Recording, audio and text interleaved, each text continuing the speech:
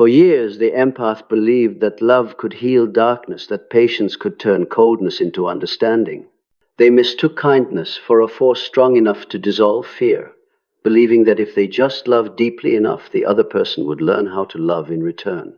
But love cannot save a soul that refuses to face itself. It can only expose it. Jung once wrote, "One does not become enlightened by imagining figures of light, but by making the darkness conscious."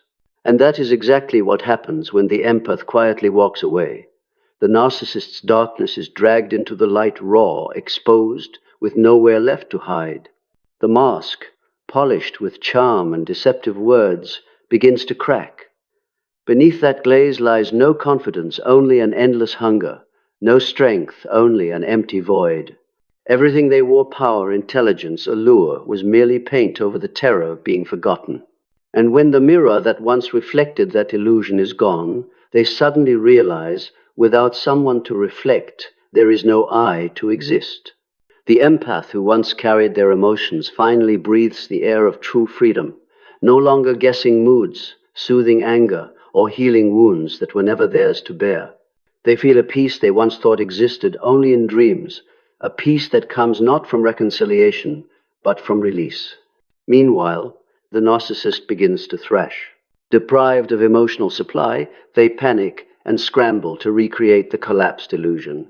They promise, they apologize, they cry, they blame, they even play the victim to awaken sympathy. But this time, the empath no longer dances to that tune. Their silence, once mistaken for weakness, has become an invisible wall of strength. Silence is no longer escape. It is a mirror reflecting truth. In that stillness, every illusion falls away.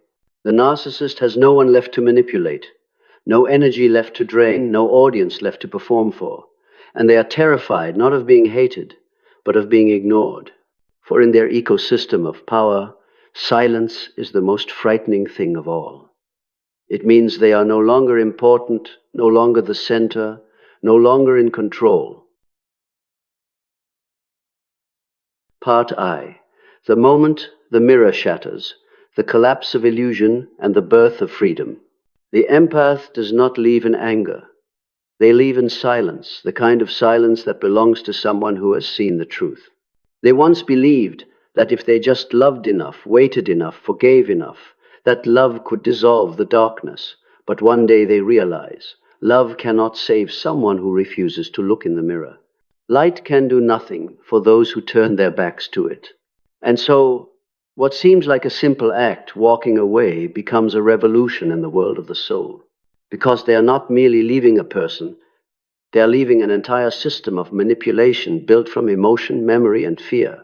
In every bond between an empath and a narcissist, there exists an invisible contract.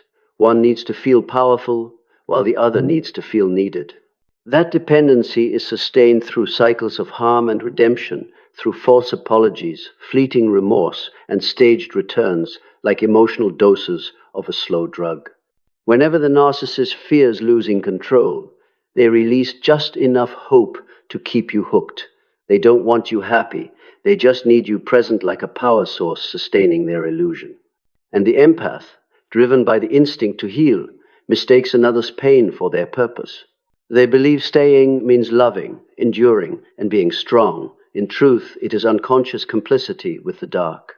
When realization comes, the empath does not just grieve betrayal, they grieve recognizing themselves in the other.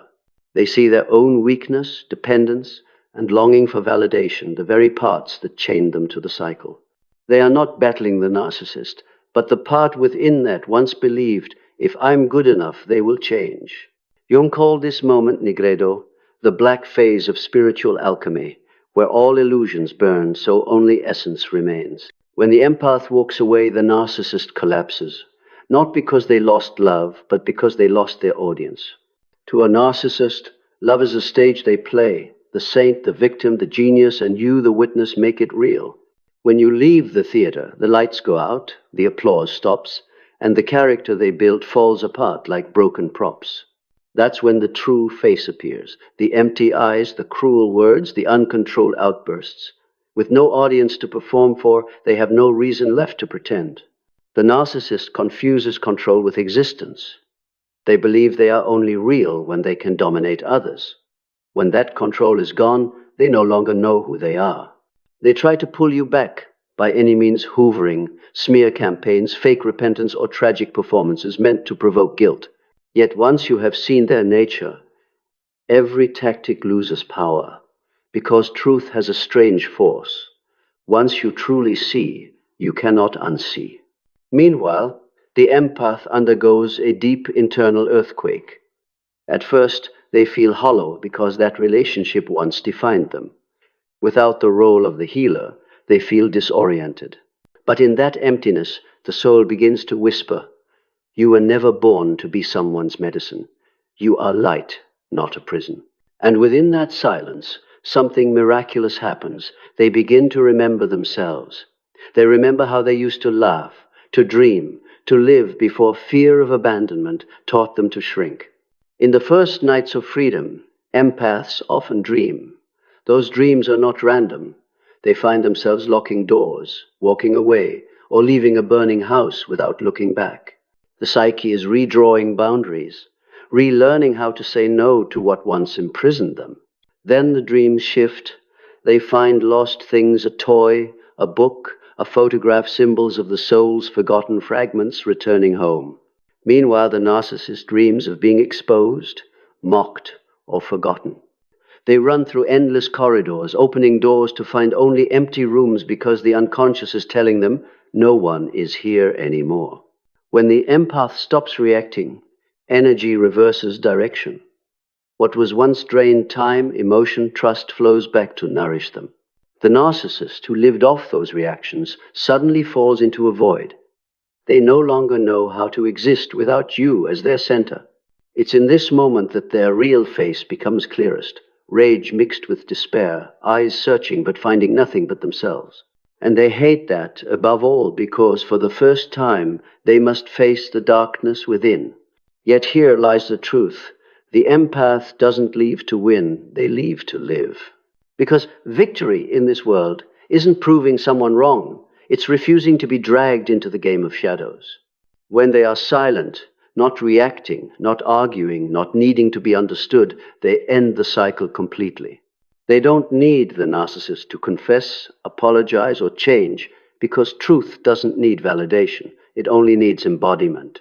On a spiritual level, the empath's withdrawal sends a shockwave through the energetic field. Where there was once noise, there is now stillness, and in that stillness, two paths divide.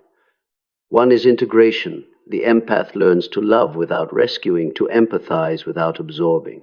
The other is disintegration. The narcissist continues, running from themselves, sinking deeper into the void they once created. The truth is, darkness cannot withstand light, but light never needs to fight darkness. When the empath leaves, they don't need to battle. The very act of reclaiming their energy is the loudest declaration. It is the soul's moment of saying, "I choose myself. I choose peace over chaos. I choose truth over illusion." And when that choice is made, the entire universe aligns. The door that led into the labyrinth closes, and a new one opens the door that leads back to the self. The moment the empath walks away is when divine justice begins without judgment. Light does not punish darkness. It simply shines upon it, forcing what was hidden to reveal itself. And in that revelation, both souls receive their lesson. One is healed through awareness. The other is invited to change through suffering. But only one listens. So when you leave, do not think you are cruel. You are simply showing the world a higher truth. That real love is not rescue. It is allowing every soul to face the path it has chosen. Sometimes your silence is the lesson they never had. And sometimes your departure is the deepest prayer, a prayer that truth be seen even if it hurts. Part 2. The narcissist's collapse. When the mask falls and truth rises. At first, when you leave, the narcissist doesn't understand what's happening. They believe you're just being dramatic, that a few sweet words or fake apologies will pull you back. So they begin their familiar ritual, the tears, the long regretful messages, the promises to be different this time. But none of it is repentance. It's a desperate attempt to resuscitate a dying ego. They don't want change, they want restoration, a return to the old order where you orbited around them like a planet around the Sunday. When they realize you're not reacting, the real panic begins. For a narcissist, losing control feels like losing existence itself. They're so used to pulling emotional strings that when the strings break, they collapse like a puppet forgetting how to stand. The fall isn't explosive at first. It begins quietly in sleepless nights, empty stares at screens, impulsive outbursts for no reason. Layer by layer, the illusions protecting their fragile self-image begin to erode. The charm, the intellect, the moral facade. Beneath it all remains a terrified child, incapable of love but afraid of death. Jung once said, "Whatever is not made conscious will manifest in your life as fate." For the narcissist, that repressed unconscious, the fear of worthlessness, the buried shame, the unacknowledged guilt, now returns as an inescapable destiny. With no one left to blame, no one left to project their darkness onto, everything they once cast outward begins to circle back. This is the moment of narcissistic mortification, an existential humiliation. It's not ordinary shame, it's the total collapse of the self. Imagine an actor being dragged off stage mid-performance, the lights cut, the audience gone, and the realization setting in, there's no one behind the curtain. Everyone has left. No eyes to watch, no applause to chase, no role left to play. For the narcissist, that moment is hell. They cannot survive in a reality without witnesses, because they never had a true self to return to. And instead of accepting that, they do the only thing they know: they attack. They smear your name. They rewrite the story. You become the betrayer, the crazy one, the unloving one. They reconstruct a world where they are still the victim. It's an ego's survival instinct. If they admit you're right, the illusion collapses entirely. So they must lie, even to themselves. They must believe they were wronged to avoid the unbearable truth that they caused the pain. This is the moment many empaths make the mistake of going back to clarify or prove. But you cannot heal a story built to never hear reason. In Jungian psychology, this is the consumption by the shadow. When the persona, the social mask, crumbles, the shadow takes control. They grow more cruel, more venomous, but also more hollow. You can see something strange in their eyes, not hatred, but nothingness. It's the moment they can no longer pretend. And paradoxically, it's also their most honest moment, because in that collapse, the darkness finally stands bare, stripped of moral disguise. Their world begins to shrink. Friends drift away, family grows weary, careers stumble, joy fades. Inside, they are torn between two poles. One part wanting to repair, another wanting to destroy everything to escape shame. They try to reclaim a sense of power through new relationships, achievements, addictions, but nothing works. Because what once fed them wasn't love, it was reaction. And when you stop reacting, their entire power grid shuts down. This is when many narcissists fall into depression, not out of remorse, but out of emptiness. Inside, they resemble a cold, dead planet stripped of gravity, drifting through darkness. Meanwhile, the empath, though still healing, begins to feel their energy returning. In the same moment that the narcissist dissolves, the empath begins to bloom. They are two opposite curves on the same equation, one descending into nothingness, the other rising into awareness. From a Jungian perspective, this is enantiodromia, the law of reversal. When one extreme reaches its limit, it transforms into its opposite. The narcissist, who once believed themselves the center of light, becomes the very darkness they denied. The empath, once swallowed by another's shadow, becomes the light they had always sought. The narcissist's collapse is not punishment, it's the natural consequence of falsehood. Anything built without truth must crumble when the light arrives, and that light is your awakening. When you stop participating, when you no longer react, you remove the first brick from the wall of illusion. The rest collapses on its own. They will do anything to avoid facing themselves. Some seek new supply, Others drown in addiction, work, or spiritual fanaticism. But the irony is this: wherever they go, your image follows not because you are still there, but because you were the last fragment of truth they ever touched. They despise you because you prove that real love existed, and they destroyed it. So when they appear to change, understand it's not awakening, it's image restoration.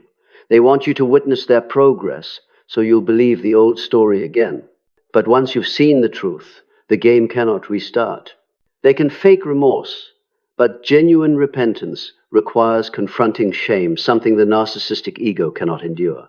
At a deeper level, their collapse is a missed chance for transformation. If they could sit with the pain, if they could face the emptiness without fleeing, they might find the self buried underneath. But they don't. Instead of turning pain into awareness, they turn it into weaponry through cruelty, deceit, and retaliation. And with every act, they drift further from themselves. For the empath, understanding this is liberation.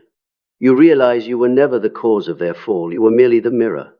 Truth never destroys anyone, it only breaks what was built on lies.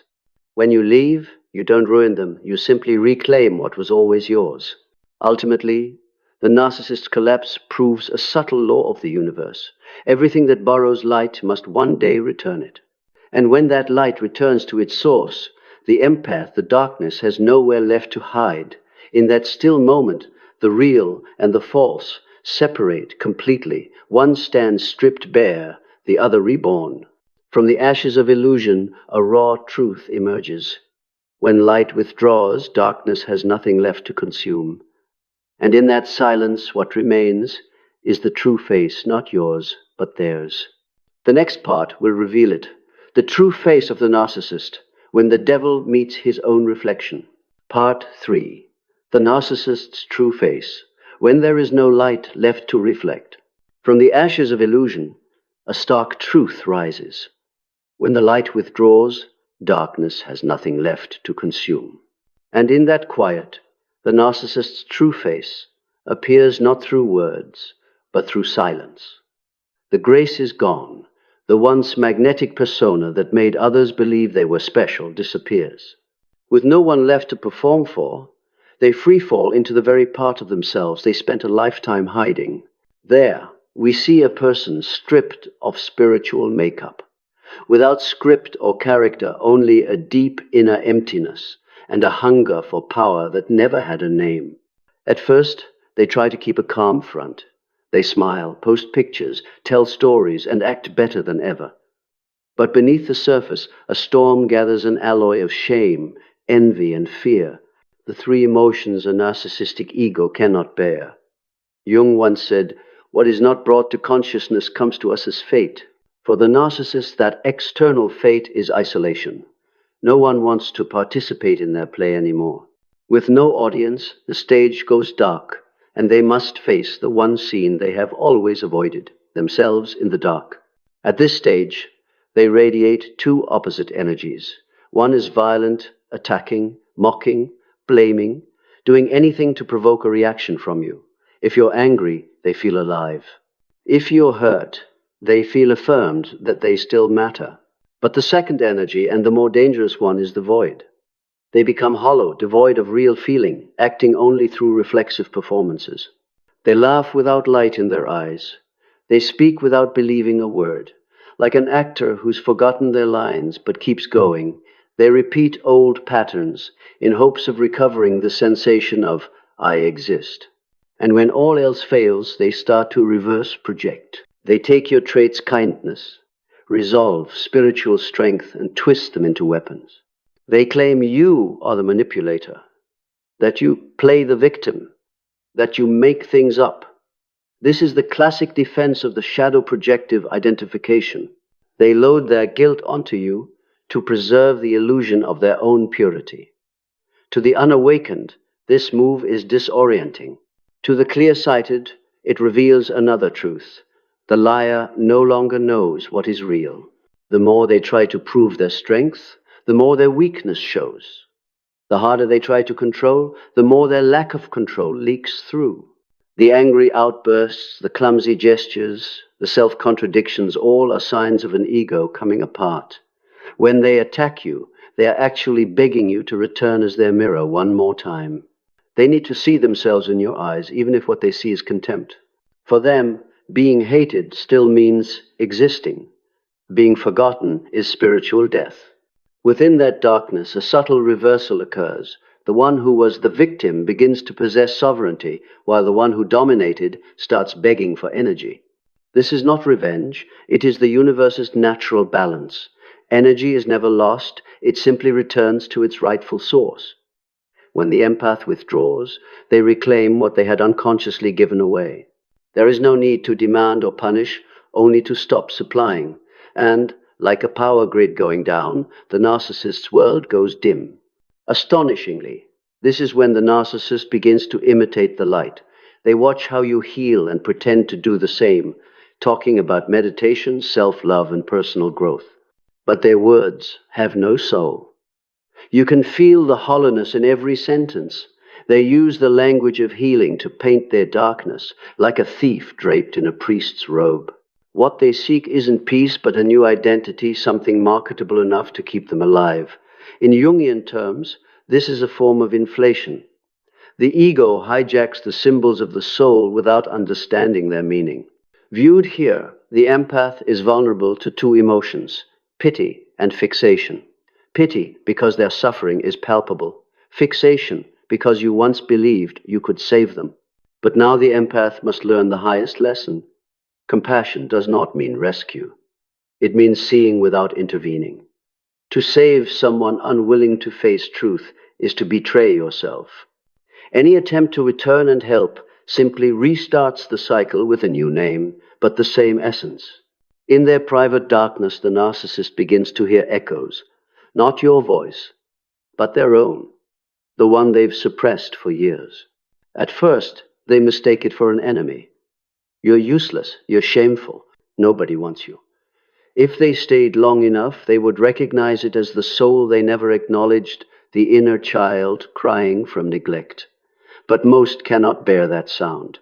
They turn the music up, find someone new, dive deeper into illusion, anything to avoid sitting still in silence. That terror of silence itself is proof the mask has fallen.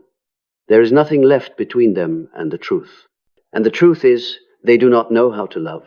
Not because they are monsters, but because they never learned to connect with their own soul. They only know how to mimic love-parroting gestures without understanding their meaning. They saw you love, saw you forgive, watched you suffer, and reenacted it like a child mimicking a parent. But love without awareness is manipulation dressed as romance. That's why, when you withdraw your love, they cannot recreate it. They can only simulate it. In your silence, they hear the echo of themselves, and it terrifies them. With nothing left to control, they turn to controlling their body. Obsessions with appearance, achievements, possessions, sex, anything that can generate a momentary hit of power. But any power divorced from love self-destructs. And so they enter a cycle of self-ruin. Consuming people, consuming relationships, abandoning them again like an addict, hunting a stronger dose to forget they are dead inside. At this point, empaths often look back and ask, did they ever love me? The honest answer, they loved the feeling you produced in them, not you, because to love someone requires a true self to give. The narcissist does not have that. Their love is like reflected light from a mirror. It exists only while there is a light source facing it. When you switch off, darkness takes over. Their tragedy isn't their cruelty. It's their inability to feel life fully. They don't truly laugh, nor do they truly cry. Their emotions are products of performance. When the empath leaves, the performance loses its script. Their world turns into an abandoned stage, props scattered, lights out. Only the looping sound of their own voice remains. Even then, a fragile opportunity still exists. With the true face exposed, they could choose to look. If they can endure the nakedness, they might begin a real healing journey, the path the empath has already walked. But most will not. To step into the light, one must first admit they were in the dark. And that is what the narcissistic ego will never do. Jung said, "We cannot reach heaven by climbing a ladder of light. We must descend to our own hell." Yet the narcissist will do anything to avoid that hell, even as it burns beneath their feet. So, instead of rebirth, they circle the ashes, trying to convince the world they're still winning. They speak, they smile, they love, but there is no soul in it. What they call I is now an empty shell mimicking life. The empath does not need to hate them.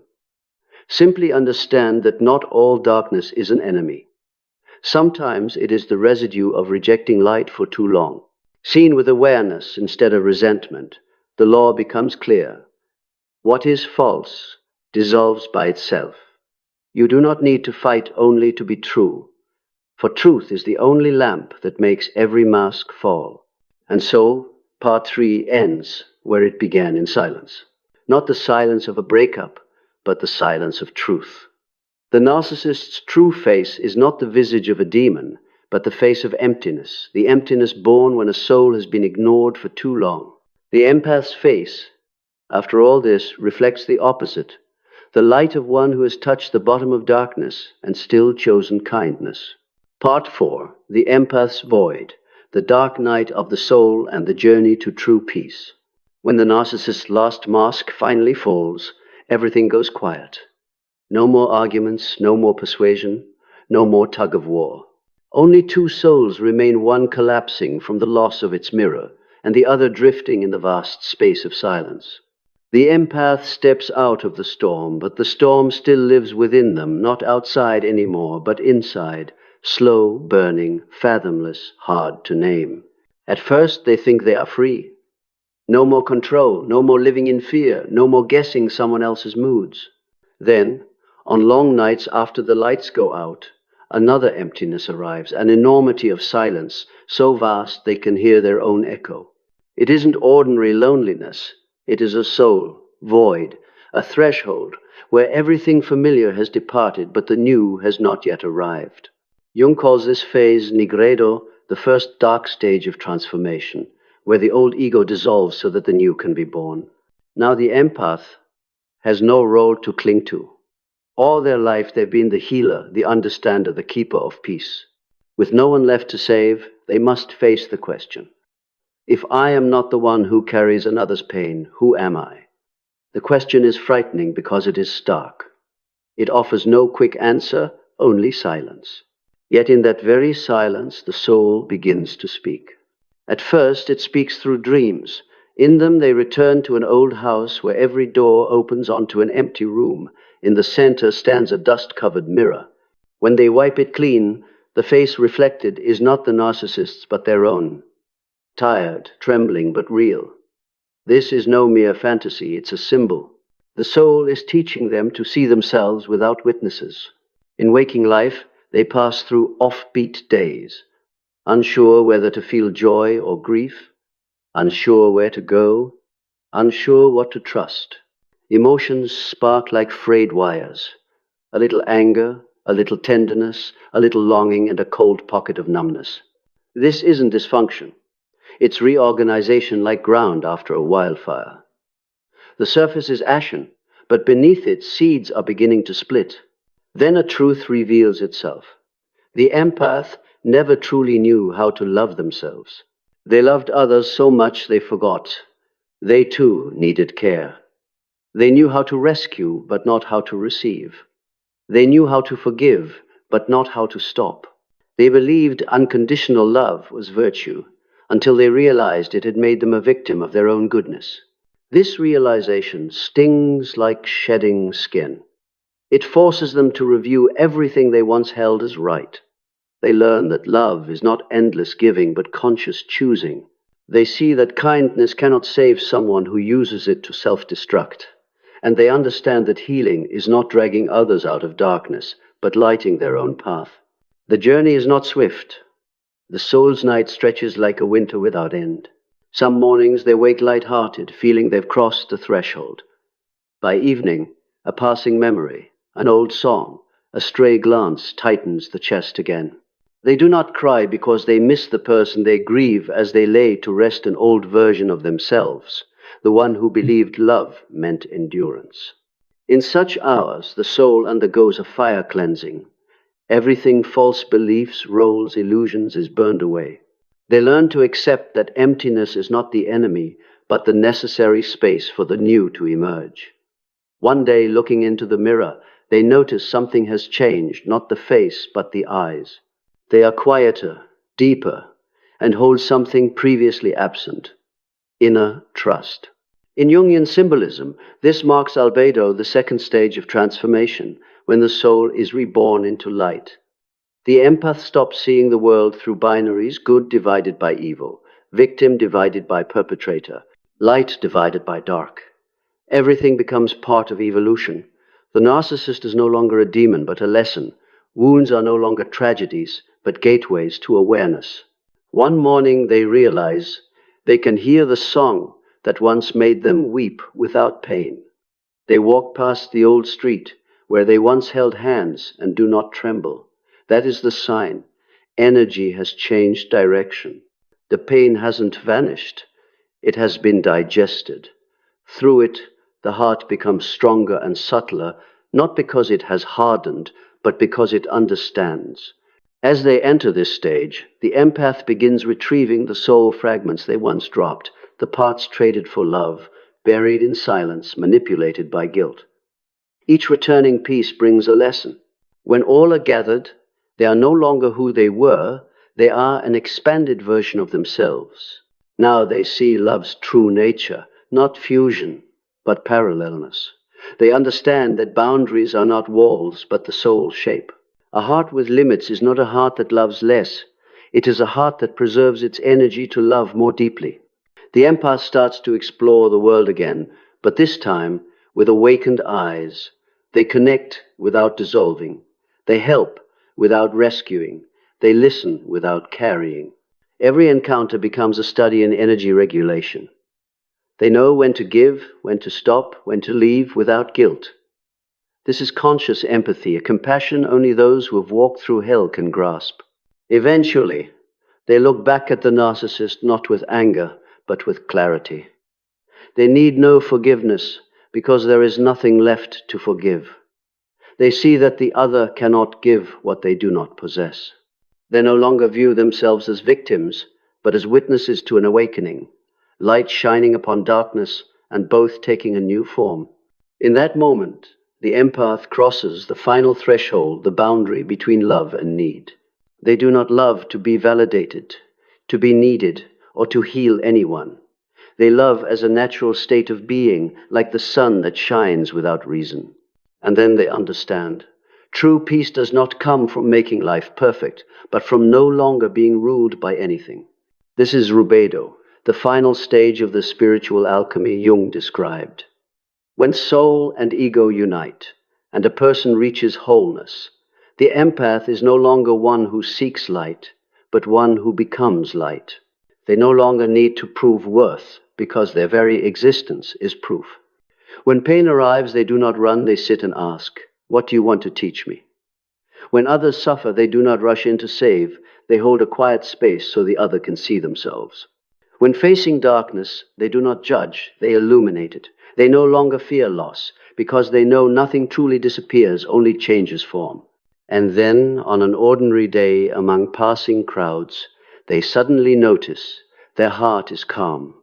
Not because everything is perfect, but because they no longer need it to be. They smile not at anyone, but at life itself. They understand that the journey they once called a curse was in fact a baptism of the soul. From the dark night of the soul, they emerge reborn without hatred, without illusions, without fear. Only gratitude remains. Grateful to have loved, erred, endured, and fallen into the abyss, because those very things taught them how to rise by their own strength. At last, the empath understands that the narcissist was not an enemy on their path, but an unintended teacher, one who handed them the most precious gift, the chance to see themselves whole. And as Jung wrote, "No one becomes whole without confronting their own darkness." The empath has passed through that darkness not only to escape it, but to realize they themselves are the light they were seeking. When the empath has returned to themselves, one final question remains. What happens after awakening? For once the soul has seen truth, it cannot go back to living a lie. The next part opens the final chapter of this journey, sovereign light, when the empath becomes a symbol of freedom and conscious love. Part 5, sovereign light. When the empath becomes a self-governing source of light, after the dark night of the soul, dawn doesn't arrive with fireworks, but with a quiet breath. The light doesn't rush in from outside. It glows gently from within, a kind of light that needs no witnesses, no praise, no validation. It is the light that has long slept in the empath's heart, veiled by the mists of guilt, fear, and obligation. Now, as those layers dissolve, the light returns not loud or dazzling, but steady, like the sun after clouds. This stage is sovereignty, the soul's self-rule. The empath no longer lives by reaction, but by choice. They no longer let other people's emotions dictate their inner state. Their peace no longer depends on being understood or not, loved or hated, kept or left. They become a self-operating being, an enclosed energy system radiating from its own center. The greatest difference now lies in how they see the world. Before, everything felt personal. A cold look meant injury. A curt word meant rejection. Now they see events as waves passing by. If someone speaks, they observe rather than absorb. If someone withdraws, they do not chase, but let the current carry on. Like a lake gone still, even when the wind blows, the water only ripples, it doesn't break. They begin to understand that true power is not the ability to change others, but the ability to keep their own mind unmoved. In the narcissist world, power is defined as control of people, emotions, outcomes. In the awakened world, power is inner freedom, the capacity to remain present in any situation without losing oneself. They don't need to prove they've moved on, because there is no one to prove it to. Winning and losing, right and wrong, better and worse, the dualities that once imprisoned them are now other people's games. They no longer participate. Not because they are cold, but because they understand that truth does not need defending, it only needs living. On a deeper level, this is the union of ego and soul, what Jung calls individuation, the process of becoming wholly oneself. The empath once lived from a service instinct, existing through others, seeking meaning in being needed. Now they need no external confirmation of worth. They no longer rescue, because they understand that every soul has its own path, and that sometimes pain is the sacred lesson no one has the right to take away. From here, they learn the highest art of compassion, compassionate detachment, caring without entanglement, understanding without collusion. They can hear another's cry without being swept away. They can witness another's darkness without forcing it into light. They know light cannot be imposed, it can only be awakened. Living from this state, something miraculous happens. Their energy becomes a natural invitation to souls seeking a way out of darkness. Not through words, but through the frequency of presence. Others feel the safety in them, the stillness in their eyes, the truth in their voice. This is the sign of a lighthouse. They do not pull anyone to shore. They simply shine, and those who are ready find their way to that light. The world begins to mirror their inner state. New relationships appear, not born of need, but of resonance. People who are genuine and deep, unafraid of silence, with no need to perform. They do not arrive to fill a hole, but to expand awareness together. For the first time, the empath feels love without trading themselves away. Love is no longer labor, it is coherence. This is also when miracles begin, not supernatural tricks, but synchronicity, as Jung described. When your consciousness harmonizes with the universe, meaningful coincidences appear. The right person, the right words, the right signs. Life no longer feels like something you must push. You move with it. You're no longer afraid of the wrong path, because every path now brings you back to center. The empath realizes they never truly healed others. Their awakened presence merely activated the healing already within them. A flower doesn't try to spread its fragrance, yet those who draw near are perfumed. This is the nature of sovereign empathy. You don't expend your energy to feed others, you illuminate so that they can see their own. But the path of light is not the denial of darkness. It is integration. The empath no longer rejects their past. They don't erase memories or dwell in regret. They embrace everything that happened, like a goldsmith accepting raw ore, knowing that gold reveals itself only after fire. They understand that without the narcissist, they might never have looked so deeply or learned to love themselves so completely. In this new stillness, they begin to create.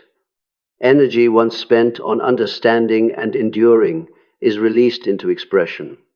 Writing, art, teaching, healing, or simply living joyfully. Every action, however small, carries the charge of awareness. They no longer live by survival reflex, but by creative agency.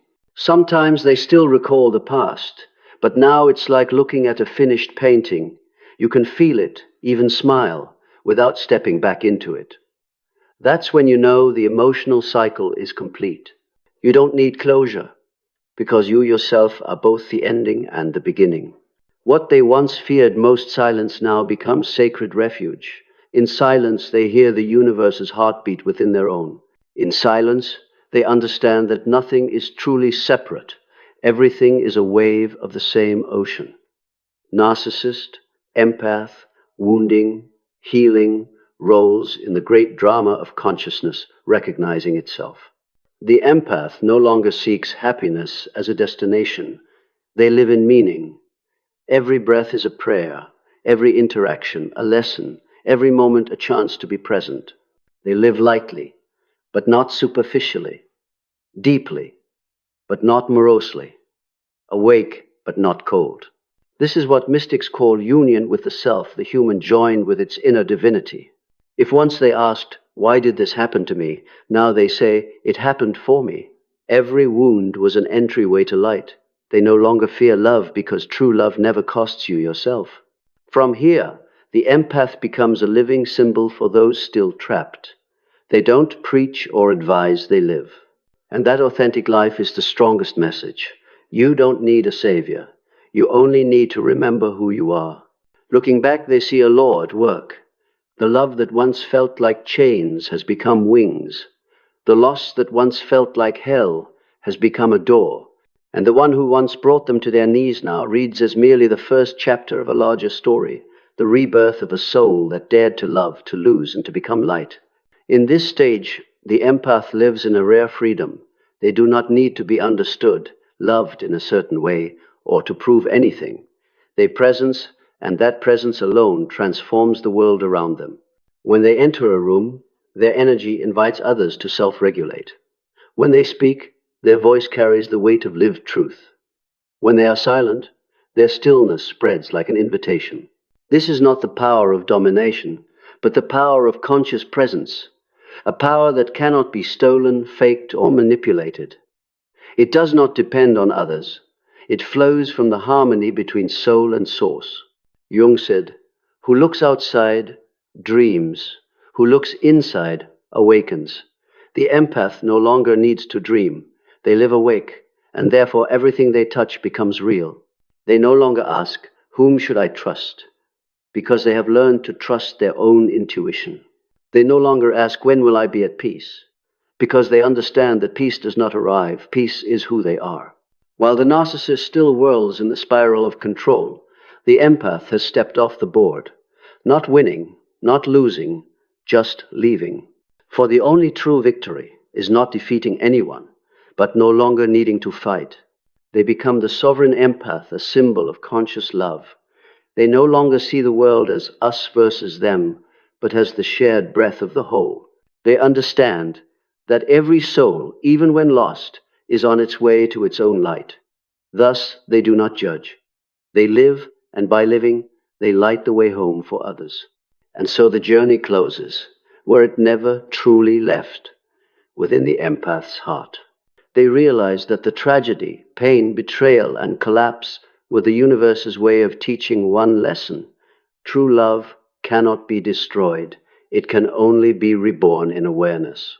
When the empath finds true peace, their journey ends in light.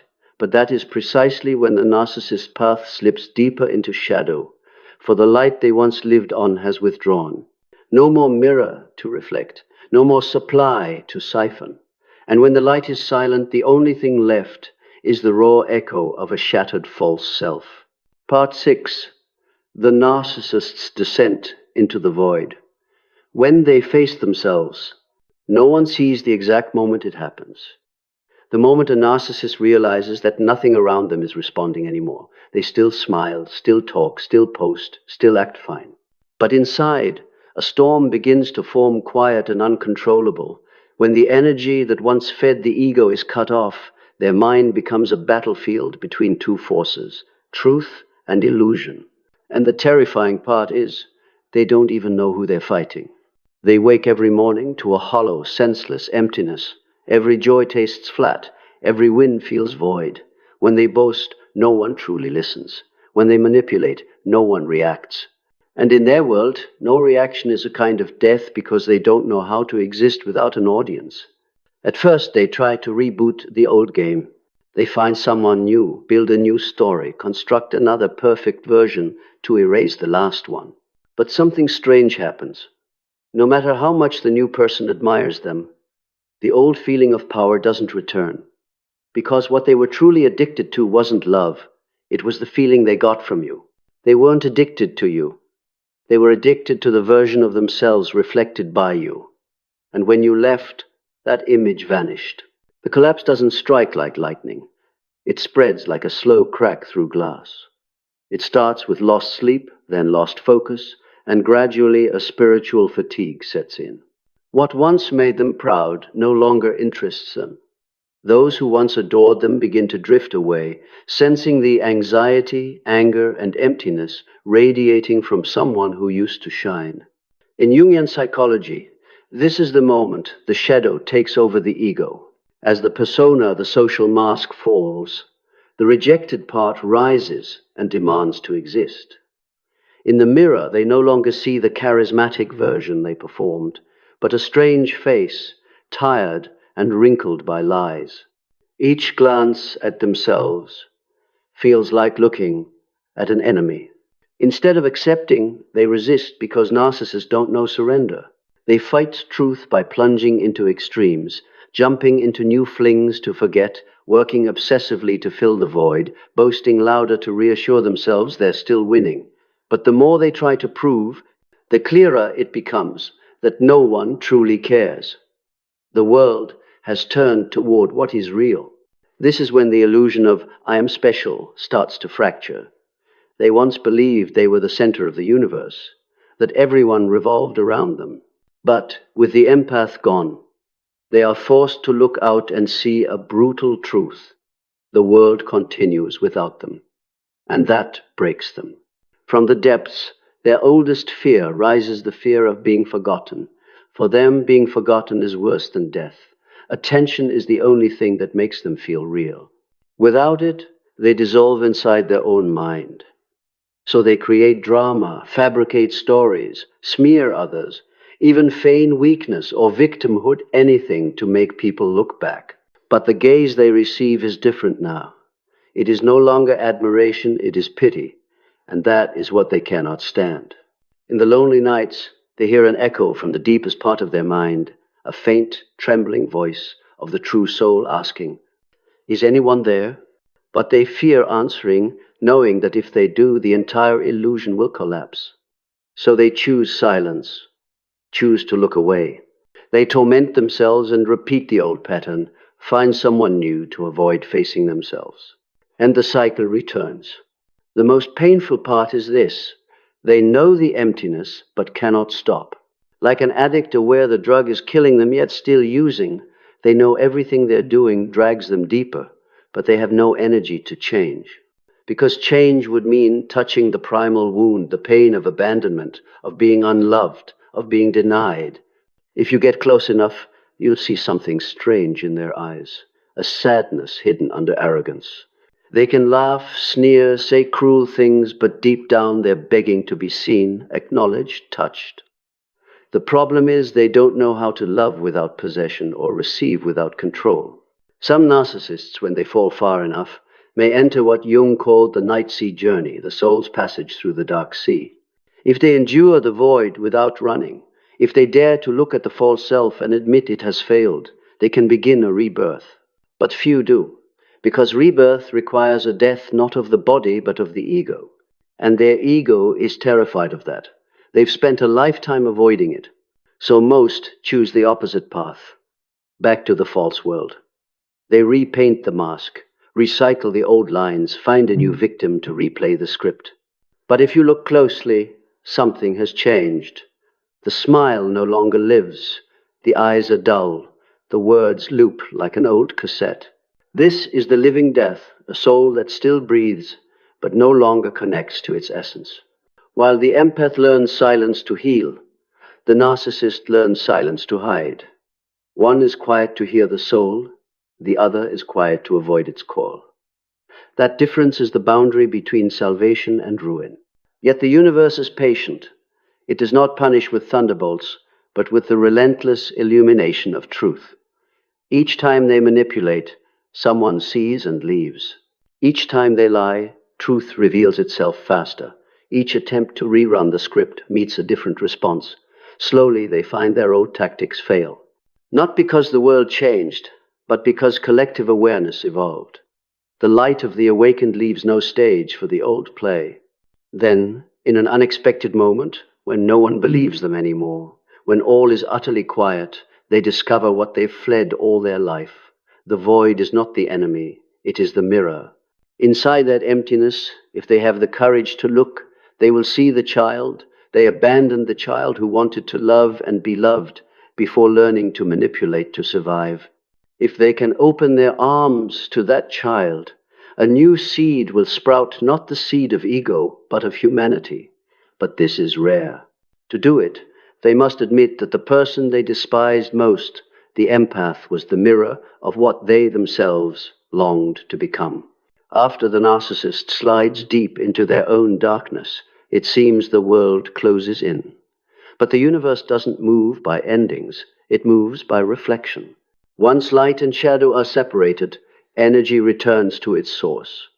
And this is where cosmic justice begins, not with punishment or destruction, but with the precise feedback of truth. Part 7.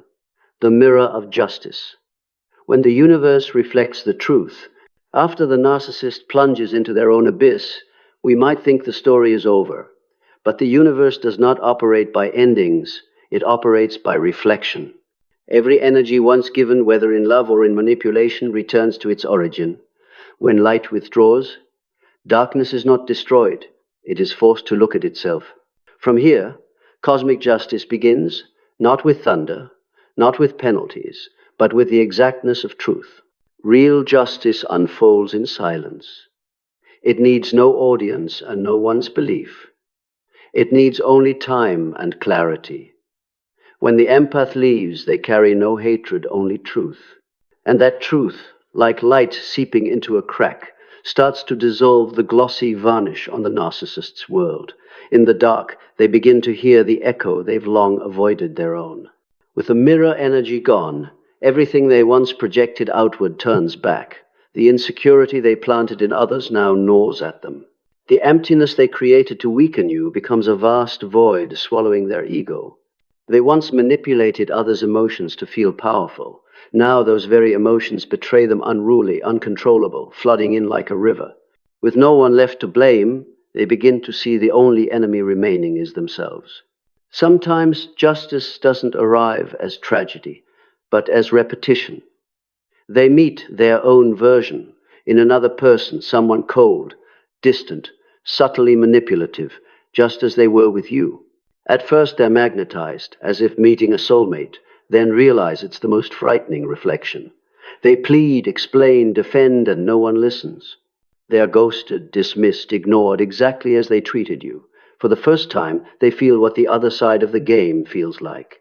No audience, no victim, their own medicine, administered by life. It is the lesson no words can teach, only experience can etch it into the soul. But cosmic justice doesn't stop there. They don't just lose people. They lose the persona, the mask, that once was their life. Without others to reflect their idealized image, the mask cracks. Each fracture reveals what they most despise: weakness, ordinariness, fear. In the mirror, they see a foreign, spiritless face. They try to repaint, to post radiant photos, to rebuild the shell. But counterfeit energy can't endure, because truth doesn't need proof, it simply is. Gradually, admirers drift away, not because of slander, because the energy has changed. No one is hypnotized by the artificial light anymore. They fall into spiritual isolation, the quietest, most perfect consequence. Surrounded by crowds, they are still alone. They talk more than ever, but no one truly hears. The harder they chase power, the more invisible they become. This is the absolute reversal. The one who made others feel small is now diminished by their own emptiness. Time does not rush. It lets them live the same tragedy on loop: love, then loss, construction, then collapse, gain, then fall. Each time they think they found someone new, the universe hands them a deeper reflection of their own fear. With each cycle, the soul thins. Until one day, with no one left to blame or reflect, they sit in the dark and hear a question rise. Why does it always end like this? That is not the ego's question, it is the soul's call. If they dare to listen, an awakening can begin. Most do not. They run again, new mask, new story, new supply, until the wheel turns once more. On the other side, the empath need not wish karma on anyone. Justice needs no wishing. By choosing to live truthfully, their light has already done the work. Their peace is the final verdict. Those who lived by control cannot bear a world with no one to control.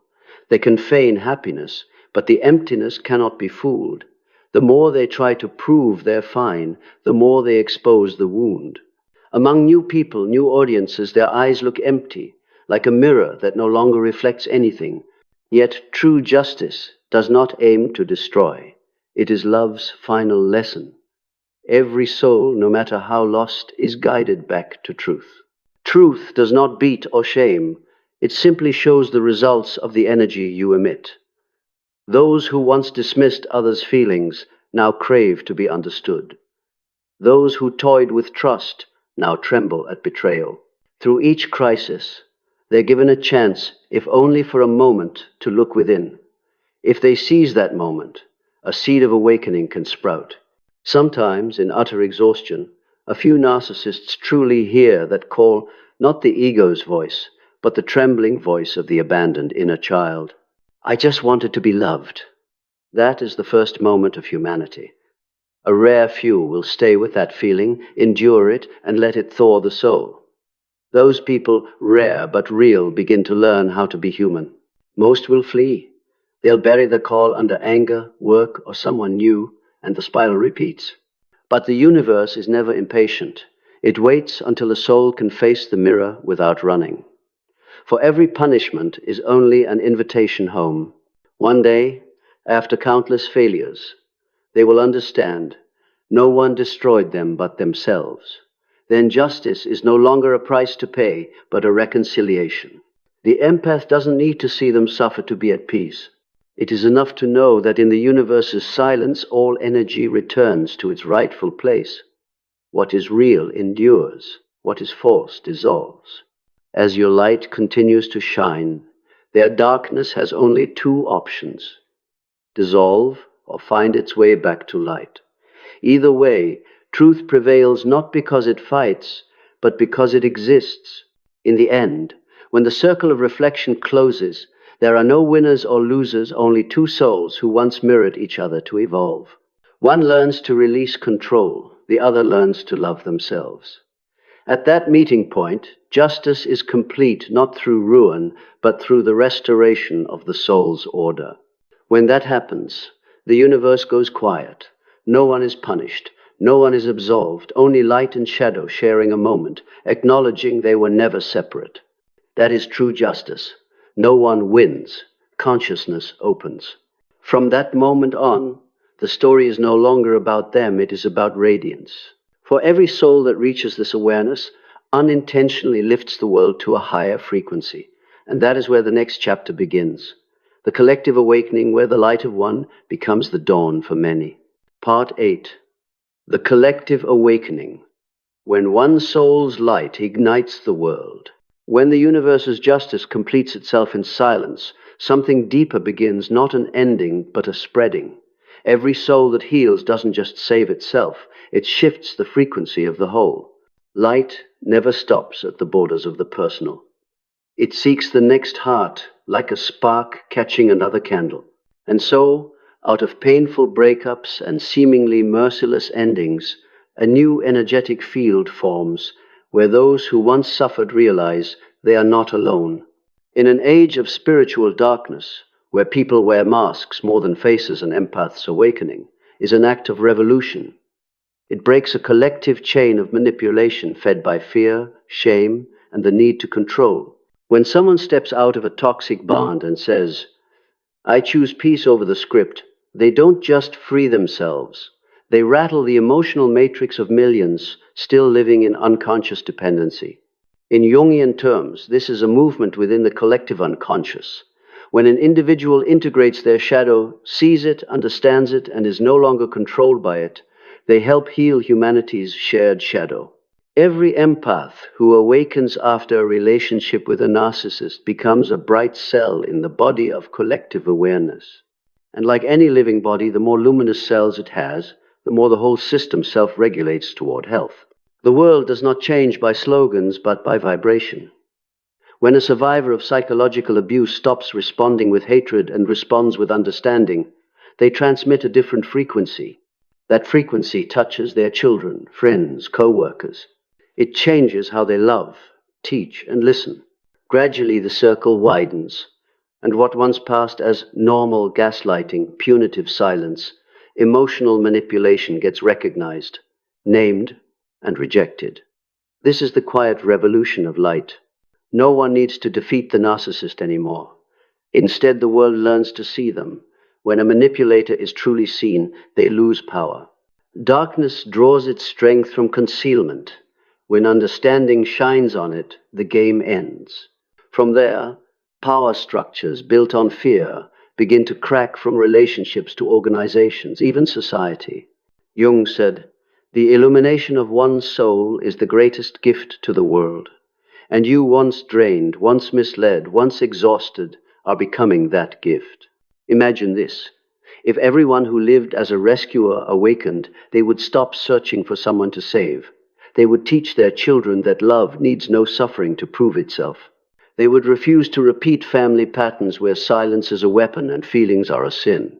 They would raise a generation that sets boundaries and loves without losing itself. That is an earthquake of awareness.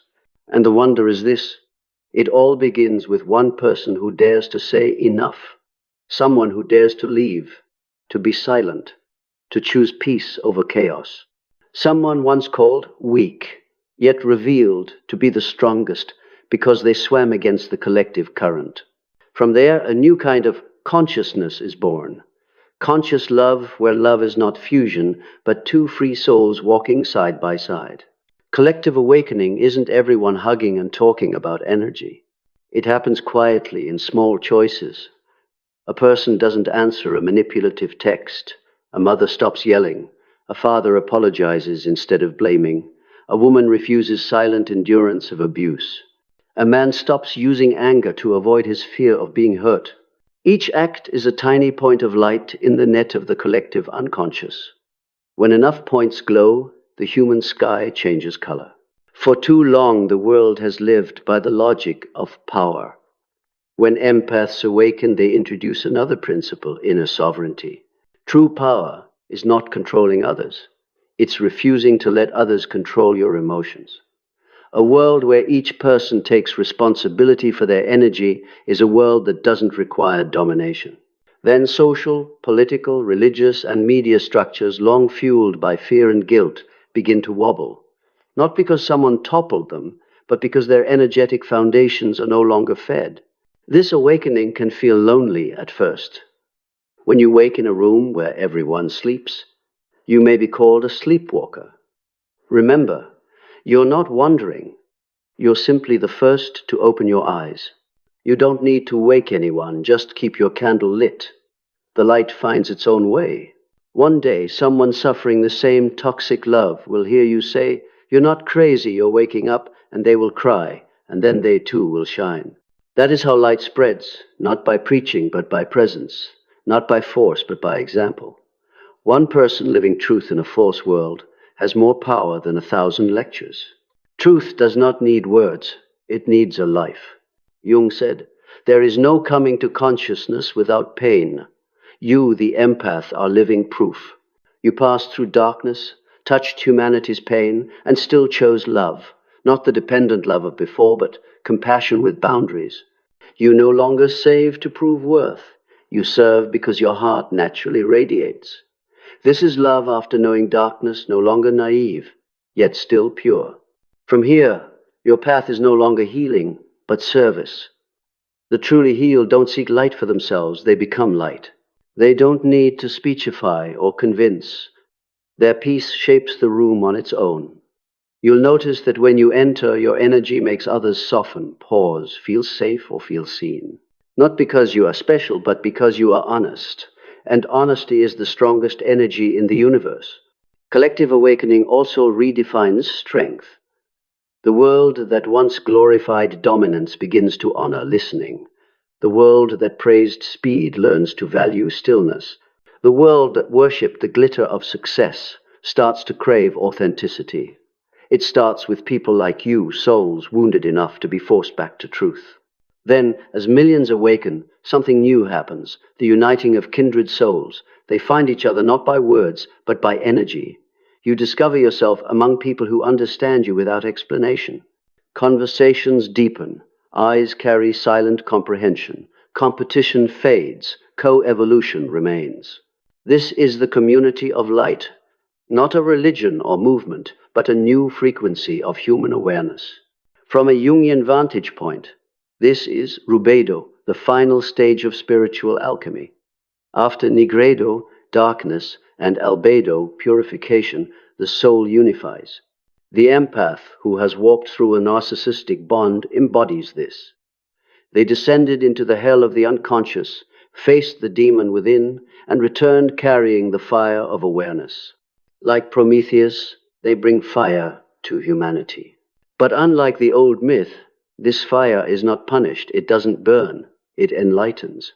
You need not ask, will the world change? When you change, the world has already shifted. Every thought and act is a signal into humanity's shared field. Each time you choose forgiveness over revenge, you rewrite history. Each time you set a boundary instead of silently enduring, you model a new template of love. Each time you face your fear rather than project it, you spare thousands from repeating the old script. Ultimately, collective awakening is not a destination, but the continual movement of conscious love. It cycles. Pain, recognition, release, illumination, diffusion, pain again, light again. With each turn, humanity takes a step. In that current, your role is not small. You are living evidence that love survives darkness. That kindness isn't weakness, it is stronger than fear. That silence is not surrender, it is the ground of inner power. Collective awakening begins with you, the one who fell into the depths of manipulation and still chose to become light. You don't need to be grand, just live true, love true, stay awake. Every honest soul becomes a mirror for hundreds still wandering in the dark. And when all those mirrors turn toward one another, the light converges and floods the world. This is humanity's resurrection, not by rallying cries, but by return. Not by victory, but by awareness. When the empath finally understands that their journey was never merely personal, but the path of human consciousness finding itself, darkness is no longer terrifying. It is only the night required to make the dawn more radiant. And that dawn begins with one awakened soul, you.